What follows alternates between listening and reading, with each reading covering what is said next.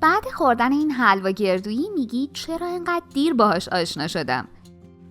با اکوکوک و آموزش فوتوفن این خوشمزه بی‌نظیر همراه باشید. یه پیمان برنج شسته شده رو که 4 ساعت خیس کردید داخل صافی بریزید تا آبش کامل بره.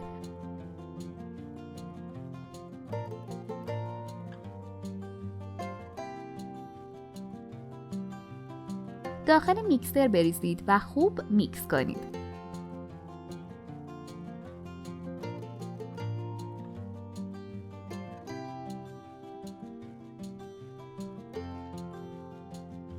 بهتره 10% از برنج دون باقی بمونه. برای اینکه کانالمون رو گم نکنی و از آموزش‌های جدیدمون خبردار بشی، دکمه سابسکرایب و زنگوله کنارش رو حتما بزن.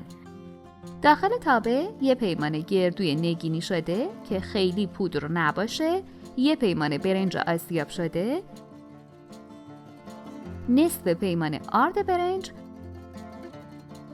نصف پیمان شکر، نصف پیمانه شیره انجیر. مقدار شیره انجیر باعث پررنگ یا کمرنگ شدن حلوا میشه که میتونید از شیره انگور یا شیره خرما هم استفاده کنید. 1.5 پیمانه آب،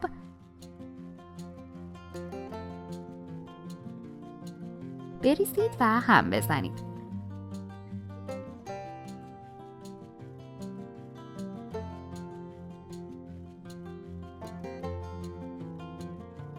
نیم ساعت اجازه بدید استراحت کنه. روی حرارت کم ببرید.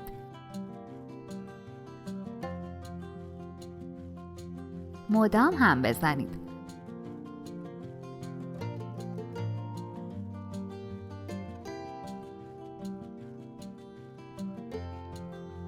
وقتی مثل ویدیو غلیظ شد، نصف قاشق غذاخوری روغن جامد یا کره.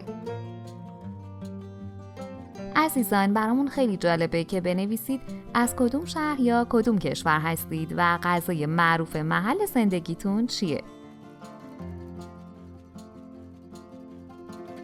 وقتی حلوا جمع شد، گهواره کنید و از روی حرارت بردارید.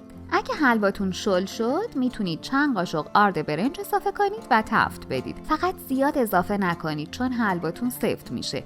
حلوا رو به این صورت قلقلی کنید.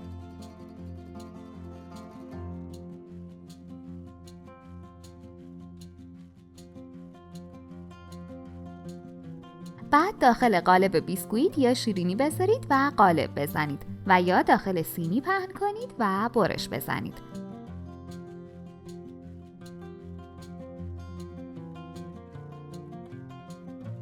این حلوا تا چند روز هم بمونه سفت نمیشه. میتونید داخل فریزر نگهداری کنید. برای استفاده هم از فریزر خارج کنید و مجددا کمی تفت بدید.